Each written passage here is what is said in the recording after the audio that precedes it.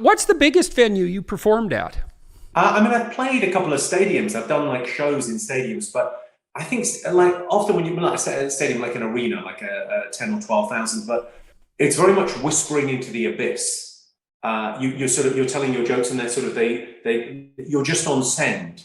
And I like comedy to be a conversation. And even if there's like 2,500, 3,000 people in an amphitheater in a room, you feel like there's a discursive element. So if something happens in the room, I want to be aware of it. Let me ask you about that immediately. So, because I always think of my lectures in venues like that as a conversation as well. And I also found that if they get too large, and maybe that's more than 4,000, something like that, then it is, in a sense, whispering into the abyss. It's as if the individual people start to disappear, and then you can't make contact with your audience the same way. Yeah, it's like it's that thing of like, what's the right side? The medium is the message, I suppose. You're Canadian, of course. You'll be quoting McLuhan. The idea that you go, rock and roll feels like it can sustain a bigger audience than comedy, and maybe a lecture even a little bit smaller than that. Like, what's you need a critical mass for the audience, but you also need it to be the right level that you feel like you're part of this thing and you're an important part of it. So it feels like in a comedy show, if someone at the back of the room shouts something out, I have to be able to hear it and I have to be able to respond to it. Otherwise, they're not really in the room, in the conversation. So, and I like that. I encourage people to join in. I always think there's a very special thing when you become a comedian and you find your own audience. And there's lots of different audiences, but my audience come and see me, and we share a sense of humor. And there's a sense, one of my favorite quotes about comedy is, laughter is the shortest distance between two people. The idea that it connects us and that we have the same sense of humor. And in that room, we can joke and we can mess around, and they can be as funny as me.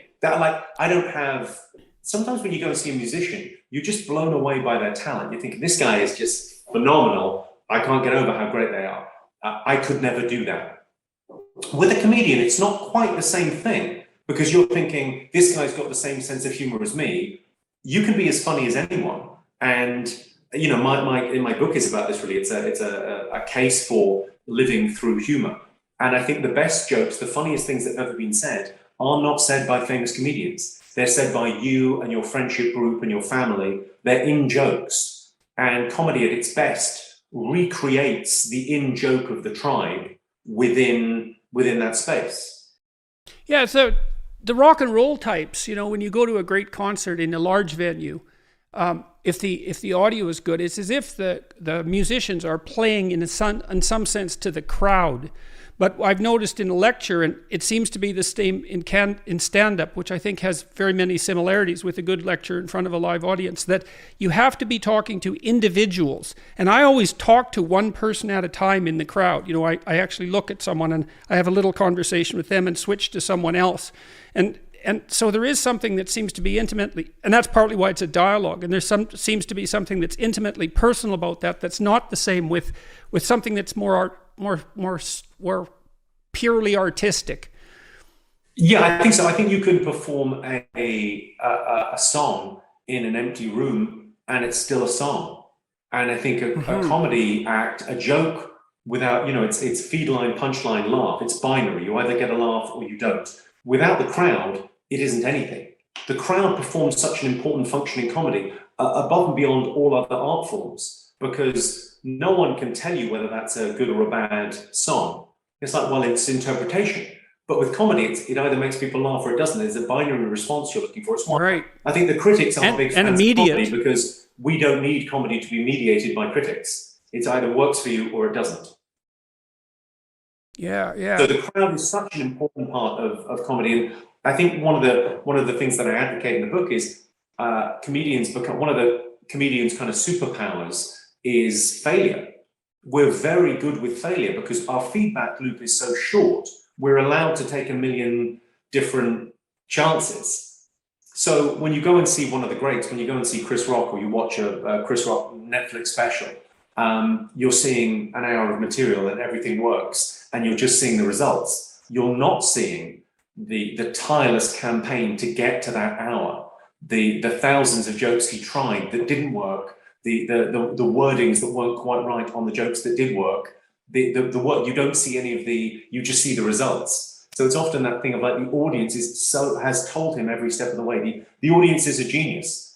Lenny Bruce said it first. The audience decide what is and what isn't funny and what isn't acceptable. The audience will tell you what's acceptable. If you just get a response from an audience, that's neither here nor there. It has to be a laugh. Even it's one of my favorite noises in comedy is cognitive dissonance. And I get it a lot. You get an enormous laugh and then you get a sharp intake of breath because the audience have laughed at something and then their conscience has arrived late to the party because the conscious part of the brain, or where the consciousness lives, is a bit slow. A laugh is a reflex. What you find funny is very much like your taste in food or your sexual preferences. How spicy you like it really depends. And you don't get to choose that. It chooses you.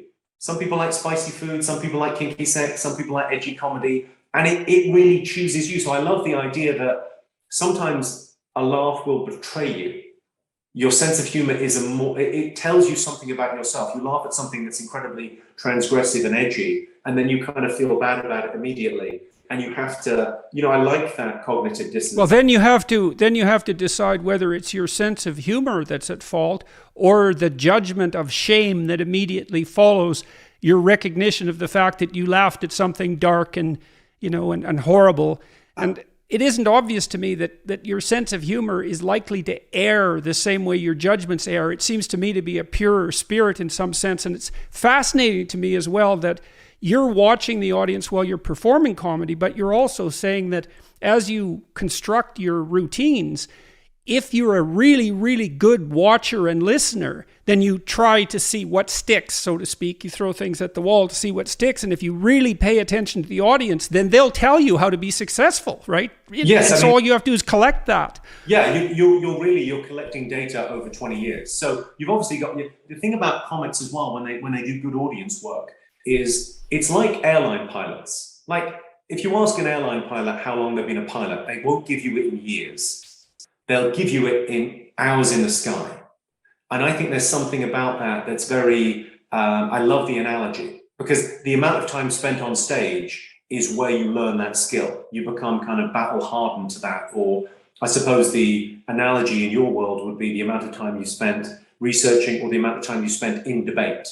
So you're ready for that. It's not your first rodeo. You've not had that exact thing happen before, but something similar to it. So you kind of know how to respond to that. And the feedback loop is constantly, you're kind of getting better and improving.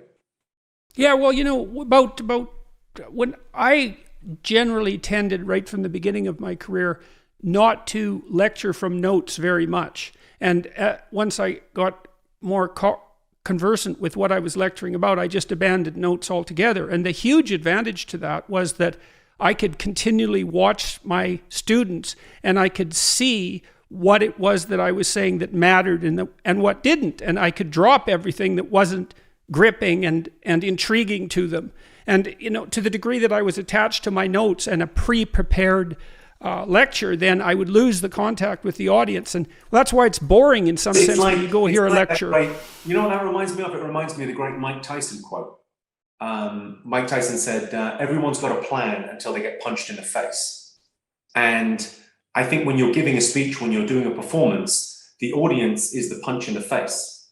You didn't think they'd laugh at that bit, or you didn't think they look bored and they're not engaged yet, and I haven't got them. And I often use the analogy of on my toes and on my heels at a show.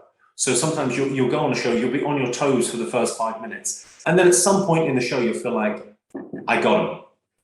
Yeah, we're there together. That's right. That's when your body language changes a little bit, and then something happens. Yeah. You're on your toes again, and there's a sense of a kind of an ebb and a flow to it, which is it's interesting because it's an art form, I guess, that involves the audience more than any other, and the audience with no training, no prior qualification required, know instinctively. Like anything above maybe 50, 60 people is like, if a joke works in front of 60 people, it'll work in front of 3,000.